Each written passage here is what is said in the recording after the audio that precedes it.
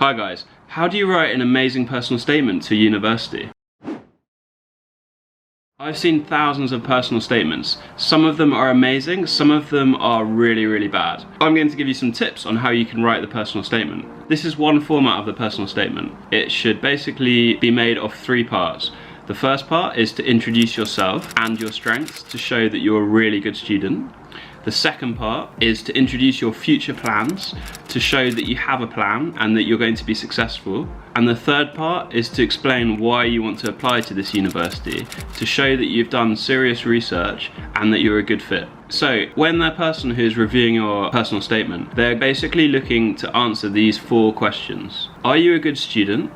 Are you going to be successful in the future? Are you going to be a great fit for the university? Are you going to be great to have on the program? And are you committed and serious? How long should it be? About 1 page. It shouldn't be too long. Maybe it could be 2 pages, but it's better to be concise because they're looking at lots of applications. So how do you go about doing it? Actually, you can download a template in the description, and we also have a service to help you prepare the personal statement, and I'm going to introduce that a bit later. So how do you go about it? Basically, I would make a document which is made of those 3 parts, which you can also download this in the description. Each of those, I would make 3 of the main points that you want to show. So in total, you'd have 9 points. Better to be concise. So starting with the first one, what is your background? Why are you a strong candidate? So here I would start with the basic introduction about you and explain like impressive things that you've done that's relevant to show that you're like a serious person, and like setting the stage a bit for the next step, which is what do you want to do in the future? Yeah, so one question for the first part is like, what is the most impressive thing you've ever done? Try and put that in there and put similar things in there.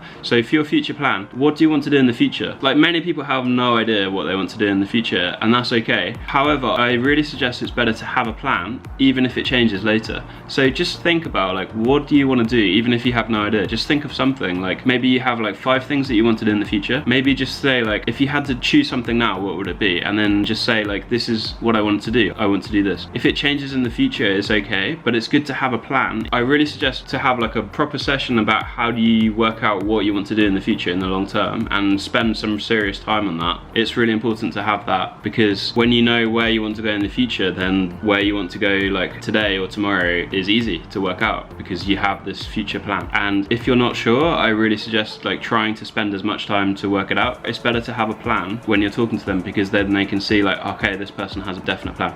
So the next step is make sure you've really researched the course, because you want them to know that you are serious. So you can look on the website and also like contact the admission staff and try and speak to students on the program to get a really good idea about the program. And then when you write the personal statement, you can basically say, this is why I chose this university. Like, I did a lot of research and I realized that your university is the best because it has this, like, it's top ranked, or it's got this like amazing faculty, or it's got this amazing center, which is something that I want, or that has this amazing culture of, or like something like that, like alumni, like the teachers say like on the website. And then it has to be true what you actually think. So then it shows that you've done research, shows that you understand it, like has so many benefits to say that. It's always good to contact the admission staff and the students, because it can give you like lots of tips and a good idea about the program. If you're talking to the admission staff, they will also recognize you, so when they see the application, they'll know who you are, they'll know that you've reached out. So this is like a huge benefit. Basically, how do you go about it? You go through these steps, make sure that you keep it really simple, because you don't want it to be like a really long, complicated letter. Make sure it's really simple. If you're applying for a scholarship, this should be the same process, just slightly different because you're applying for a scholarship. So make sure you understand the scholarship. What are the aims of the scholarship?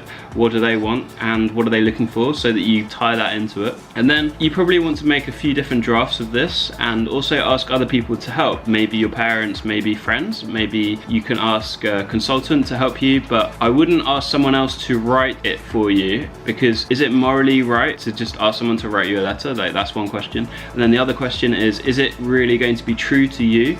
It's probably better that you spend more of your time on it to create it yourself, because when you have the interview, they're going to also ask questions, so it has to be aligned and matched. We have a service and we actually don't write anything in the personal statement. What we do is we work with you to go through this process and give you feedback and give you ideas and try and help you to write it, which takes a bit longer, and maybe it's a bit harder for you, but actually it's better because it's an important process for you to go through to make sure that you're a right fit for the program. And you need to make sure obviously that there's no mistakes. The English should be very good and written very well, but but I think this should come after. You should create the content first and then consider the English a bit later. And if you're applying to China, it's always good to like show that you're learning Chinese as well. So say something about how you're learning Chinese, even if you've just taken like a course online, or if you're just self-studying, you can just say like, I'm studying like 1 hour a day or something, or like I've taken this 12-week program and I have a certificate from Beijing Language and Culture University, because that shows that you're serious. It also shows that you want to learn Chinese. So if you're applying to a Chinese university, it's really good to say, I want to learn Chinese. Also, it's good to say like good things about the Chinese culture, or show some reason of why you want to study abroad in China. It's good to kind of tie that in there as well. Okay, so that's everything. So check out the description below. We have a link where you can download a document which gives you some tips, and it's like a template for you to work with. And then we also have a service where we can help you through the writing process. It's kind of like application service. So we have the details of it in the description. So if you want some help with that, you can order it, and then our team will help you to prepare and go through the process. Sometimes it's just good to have someone to share ideas with who's been through the process before, so it can just save you time and help you to get a really good letter. But anyway, I hope this has been helpful for you, and wish you best of luck in your journey to write a personal statement.